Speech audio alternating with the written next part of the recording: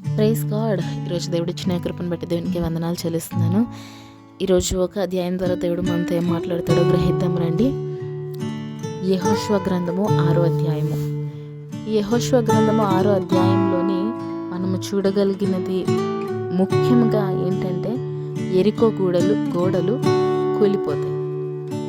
ఈ యెరికో గోడలు కూలిపోవడము అన్నది దేనికోసము అని చెప్పి మనము చూస్తే, ఇశ్రాయేలీయులకి దేవుడు ఇచ్చిన వాగ్దానము నెరవేరడానికి జరిగే ప్రక్రియలోని యెరికో గోడలు అనేవి దేవుడు కూల్చేస్తాడు.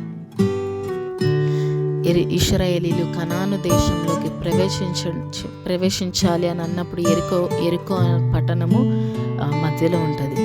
సో ఆ యెరికో పట్టణము గోడలను కూల్చాలి అంటే చాలా కష్టము.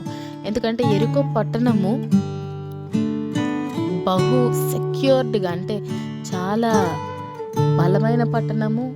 అదేవిధంగా వారు చాలా ప్రొటెక్టివ్గా దానిని కాపాడుకుంటూ ఎంతో తెలివిగా గోడలు అనేవి వారు కట్టారు. అవి ఎలాగా కట్టారంటే డబల్ వాల్స్ అన్నమాట. అంటే లోపల ఒక గోడ ఉంటుంది, ఆ తర్వాత కొంచెము ప్లేస్ వదిలినాక ఇంకొక గోడ ఉంటుంది. ఆ విధంగా వారు ఆ రోజుల్లోని వారు కట్టారు అనమాట. అంటే అంత ప్రొటెక్టివ్గా వారు ఆ గోడలు అనేవి కట్టుకున్నారు. ఆ మధ్యలోని ప్లేస్లో ఏమో సైనికులు నివసించడానికి కట్టుకున్నారు అనమాట వారి గృహాలను. ఆ విధంగా ఎంతో ప్రొటెక్టివ్గా యెరికో పట్టణం అనేది కట్టబడ్డది. అయితే అది 70 అడుగుల ఎత్తు ఆ గోడల్ని కట్టారు. రాళ్లను యూజ్ చేసి ఆ గోడల్ని చాలా బలంగా కట్టారు.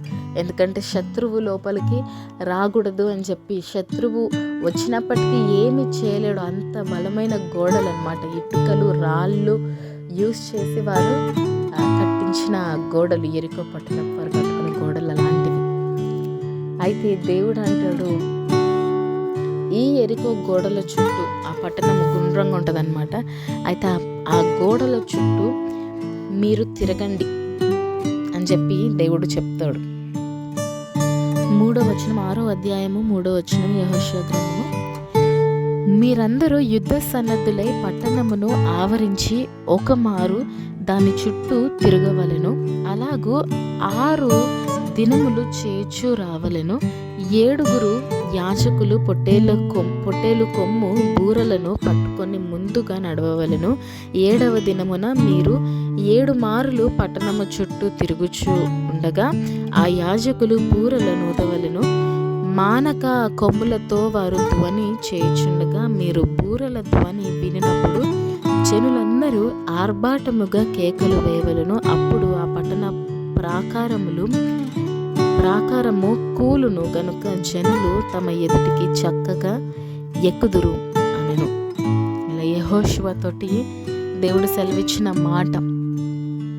6 దినములు మీరు యెరికో పట్టణము చుట్టూ ఒక్కొక్క రోజు ఒక్కొక్కసారి మీరు తిరగండి 6 దినములు. అలాగే బూరల ధ్వని చేయండి. 7వ దినమున 7 మార్లు ఆ పట్టణము చుట్టూ తిరగండి బూరలు ఊదుతూ అని అంటాడు. అయితే ఇక్కడ ఇంకా యెహోవా మందసము కూడా, ఈ ప్రధాన యాజకులు ఎవరైతే ఉన్నారో వారు దేవుని మందసమును ముందు పట్టుకొని వెళ్తారు, తిరుగుతారు. బూరలను ఊదేవారు 7 మంది ఉంటారు, వారు ఊదుతూ ఉంటారు. 7వ దినమున ఏం జరుగుతుందంటే ఈ బూరల శబ్దము కంటిన్యూస్గా ఊదుతూ ఉన్నప్పుడు యెహోషువ చెప్పాలి ఏమని, మీరు గట్టిగా, అంటే వారి శక్తి ఎంత శక్తి అయితే ఉందో ఆ శక్తినంతా ఉపయోగించి మీరు గట్టిగా కేకలు వేయండి. యెహోవా మనకు ఈ యెరికో మీద విజయాన్ని ఇచ్చాడు అని చెప్పి యెహోషువ చెప్పినప్పుడు ఇశ్రాయేలు ప్రజలందరూ గట్టిగా అరుస్తారు. షౌట్స్ ఆఫ్ విక్టరీ అని చెప్పి వాళ్ళు అరుస్తారు, గట్టిగా అరుస్తారు. అలా గట్టిగా అరిచినప్పుడు ఆ గోడలు అనేవి కూలిపోతాయి. ఇశ్రాయేలు ప్రజలందరూ ఆ పట్టణాన్ని స్వాధీనపరుచుకుంటారు, అందరినీ చంపేస్తారు. ప్రతి ఒక్కరూ ఆ పట్టణంలో ఉన్న జంతువులతో సహా అన్నిటినీ వారు చంపేసిన తర్వాత అగ్నితోటి కాల్చేస్తారు.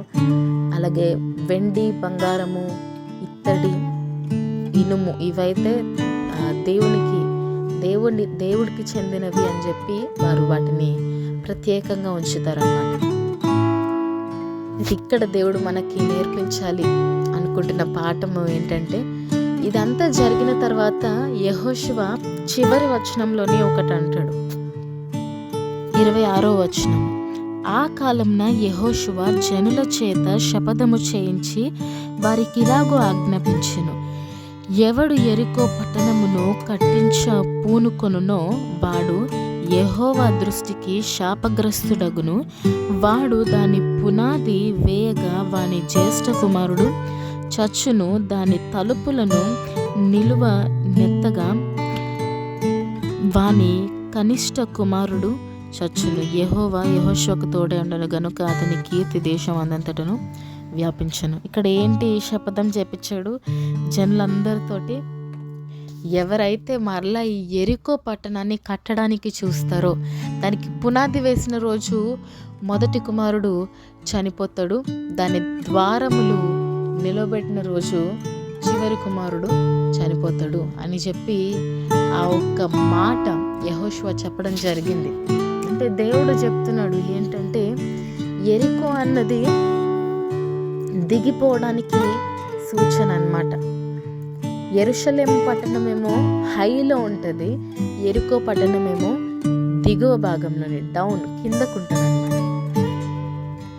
అయితే యెరికోకి దిగిపోయే వారందరూ కూడా నాశనం అయ్యే దాంట్లోనే ఉంటారు. అయితే కొత్త నిబంధనలో కూడా మనము చూస్తాం కదా, ఒక వ్యక్తి ఆయన యెరూషలేము పట్టణము నుండి యెరికోకు దిగిపోవచ్చుండగా దొంగలు వచ్చి ఆయనకున్నదంతా దోచుకుంటాడు. అంటే దిగిపోతున్నాడు, యెరికో పట్టణానికి దిగి వెళ్తున్నాడు, అలాగా కిందకి వెళ్తున్నాడు. సో యెరికో పట్టణం అనేది ఎక్కడ మనం చూసినా దాని సాదృశ్యం అన్నది దిగిపోవడము, కింద పరిస్థితి, అంటే చాలా హీనమైన పరిస్థితి అన్నట్టు మనం చూస్తాం బైబిల్లోని. అయితే యెరికో పట్టణం అట్లా దేవుడు శపించడం జరిగిందనమాట. మన జీవితానికి దీనిని మనము ఎలాగ ఉపయోగించుకోవాలి ఈ వాక్యాన్ని అంటే, దేవుడు మన జీవితంలోని అనేక సార్లు మనము కొన్ని పరిస్థితుల నుండి మనము విడిపించబడ్డాం. దేవుని కోసమై మనము కొన్ని విడిచిపెట్టాల్సి వచ్చింది కదా. దేవునితోటి జీవించాలని అన్నప్పుడు లోకాన్ని మనము విడిచిపెట్టాలి, లోకపు కార్యాలను మనము విడిచిపెట్టాలి, సంపూర్తిగా విడిచిపెట్టాలి. ఆ సమయాన్నే మనము దేవుని యొక్క మహా గొప్పతనాన్ని మనము చూడగలుగుతాం. దేవుడు విడిపించిన దానికి మరలా తిరిగి వెళ్ళడానికి మనము ప్రయత్నించకూడదు. అది ఏదైనప్పటికీ, అది పాపమైనప్పటికీ, అది లోక ఆశ ఏదైనప్పటికీ కూడా దేవుడు మనల్ని విడిపించిన దానిని మరలా నిర్మించాలి అని చెప్పి, దేవుడు మన జీవితంలోని కూల్చేసిన దానిని మరలా కట్టాలి అని చెప్పి, మరలా అదే అనుచరులలోని మనము నడవాలి అని చెప్పి దేవుడు ఎప్పుడు ఆశించట్లేదు. ఈరోజు ప్రయత్నిస్తున్నారేమో, దేవుడు విడిపించిన దానికి మరలా వెళ్ళాలి అని ప్రయత్నిస్తున్నారేమో, అని ఆశిస్తున్నారేమో. జాగ్రత్త. దేవుడు ఎందుకైతే విడిపించాడో ఆ ప్రణాళిక వైపు మనము దానిని చూసుకుంటూ ముందుకు వెళ్ళాలి తప్ప, దేవుడు విడిపించిన తర్వాత కూడా, దేవుడు దానిని కూల్చేసిన తర్వాత కూడా మరలా ఆ గోడల్ని కట్టడం కానీ, మరలా ఆ పనులను చేయడం కానీ ప్రయత్నించద్దు. కుక్క తన వాంతుకు తిరిగి వెళ్ళినట్టు మనము మరలా మన పాత జీవితానికి తిరిగి వెళ్ళడానికి వీలు లేదు. దానిని సమాధి చేసేయాలి సంపూర్తిగా. మీరు ప్రభువునందు విశ్వసిస్తున్నట్లయితే, ప్రభువును మీ సొంత రక్షకునిగా అంగీకరించినట్లయితే పాపాన్ని సంపూర్తిగా పాతిపెట్టేయాలి. యెరికో వైపుకి మరలా తిరగద్దు. విడిచిపెట్టేసిన గతము వైపుకి మరలా తిరగకండి. దేన్నైతే మీరు జయించారో, దేవుని కృప ద్వారా, దేవుని శక్తి ద్వారా, దేవుని ప్రేమ ద్వారా మీరు ఏ పాపాన్నైతే, ఏ శాపాన్నైతే మీరు యేసయ్య శక్తి ద్వారా దానిని కొట్టివేసుకున్నారో, ఆ పాపాన్ని ఏ విధంగా అయితే విడిచిపెట్టారో దాన్ని అదే విధంగా మరలా మీ దగ్గరికి రావాలని ప్రయత్నిస్తుందేమో, మరలా నేనున్నాను అన్నట్టు మీ దగ్గరికి రావాలి అని ప్రయత్నిస్తుందేమో. కానీ మీరు దానికి వ్యతిరేకంగా ఉండాలి, పాపానికి వ్యతిరేకంగా ఉండాలి. అది దేవుని నీతిని నెరవేర్చదు. కాబట్టి ఈ యెరికో గోడలను మళ్ళీ ఎవరైతే కట్టాలి అని ప్రయత్నిస్తున్నారో వారిని ఏం చేశాడు దేవుడు? శపిస్తున్నాడు. శాపం అనేది వారి కుటుంబంలోని ఏలుబడి చేస్తుంది కదా. కాబట్టి మన జీవితంలోని మనము నేర్చుకోవాల్సిన ఒక పాఠం ఏంటంటే, దేవుడు మనల్ని విడిపించిన దాని నుండి, దేవుడు మన చుట్టూ ఉన్న అంధకారాన్ని దేవుడు విడిపించేసి దానిని కూల్చేశాడు. కూల్చేసిన దానిని మరలా కట్టుకోవాలని చెప్పి ప్రయత్నించకండి. కూలిపోయిన దానిని మరలా లేవనెత్తాలి అని చెప్పి ప్రయత్నించకండి. అలా ప్రయత్నించినలా ఇక్కడ మనకి క్లియర్గా దేవుడు వాక్యం ద్వారా చెప్తున్నాడు, శాపము వెంటాడుతుంది అని చెప్పి. కాబట్టి మన జీవితంలోని మనము దేనినైతే విడిచిపెట్టామో దానిని యేసు నామములో అక్కడే సమాధి చేసేయాలి. మరలా దాని దగ్గరికి మరలా తిరిగి వెళ్ళడానికి వీల్లేదు, మరలా లోకం వైపు ఆలోచించడానికి వీల్లేదు. ఏదైతే మనము విడిచిపెట్టిన దాన్ని అదే విధంగా బయటకి త్రోసివేయాలి తప్ప మరలా దాన్ని హృదయంలోనే దాచుకోవడం కానీ, అలాంటి ఆలోచనలు కలగడం కానీ, అలాంటి వాటికి దారి ఇవ్వడం కానీ, వాటికి చోటు ఇవ్వడం కానీ మనము చేయొద్దు. కాబట్టి దేవుని నామము మహిమపరచబడాలి అంటే మనము ముందుకు వెళ్ళిపోయే బిడ్డలుగా ఉండాలి తప్ప మరలా వెనక్కి తిరిగి ఆ గోడలను కట్టుకోవడానికి వీల్లేదు.